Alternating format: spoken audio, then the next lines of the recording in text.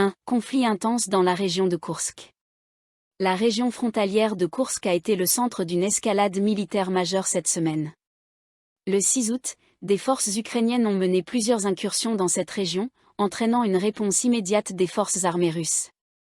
Les affrontements ont été violents et se sont intensifiés au fil des jours. Les forces ukrainiennes ont tenté de percer les défenses russes en mobilisant des troupes et des véhicules blindés, mais elles ont subi des pertes considérables. Selon le ministère russe de la Défense, les combats ont conduit à la destruction de 230 soldats ukrainiens et de 38 unités de matériel militaire en une seule journée. Parmi les véhicules détruits, on compte des chars, des véhicules blindés de transport de troupes et des systèmes d'artillerie. Les frappes aériennes et l'artillerie russe ont également visé les réserves ukrainiennes situées dans la région de Soumy, en Ukraine, pour empêcher toute nouvelle progression, Lenta.ru, Komsomolskaya Pravda. Au fur et à mesure que les combats s'intensifiaient, les forces russes ont réussi à repousser les incursions ukrainiennes, en particulier autour des villages stratégiques de Nikolaevo-Darino et Olchany.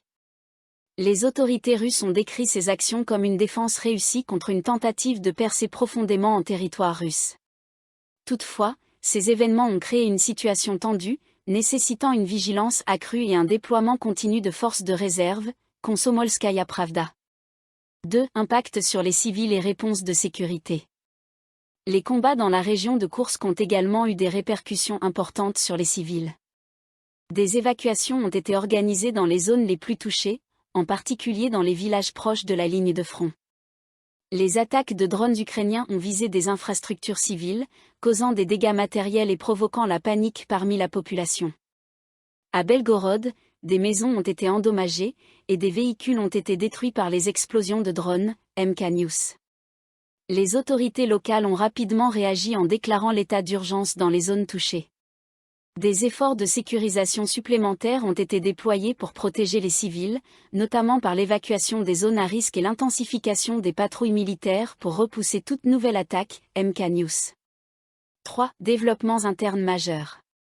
En dehors des événements militaires, la semaine a été marquée par l'arrestation d'un haut responsable du ministère des situations d'urgence en région de Krasnodar, Sergueï Simonenko. Cette arrestation, ordonnée par le tribunal de Basmany à Moscou, fait suite à une enquête sur des accusations de corruption et de crimes violents. Simonenko est accusé de détournement de fonds publics et d'implication dans des activités criminelles. Cette affaire a attiré l'attention nationale en raison du rang élevé du responsable impliqué et de l'impact potentiel sur la perception de la lutte contre la corruption en Russie, MEL. 4. Répercussions et implications internationales. Les événements en Russie cette semaine n'ont pas seulement affecté la situation nationale, mais ont également eu des répercussions internationales. Israël a annoncé qu'il envisageait des frappes préventives contre l'Iran en réponse à l'escalade des tensions dans la région du Moyen-Orient. Cette annonce, bien qu'apparemment déconnectée des événements en Russie, s'inscrit dans un contexte global où les tensions militaires augmentent dans plusieurs régions du monde.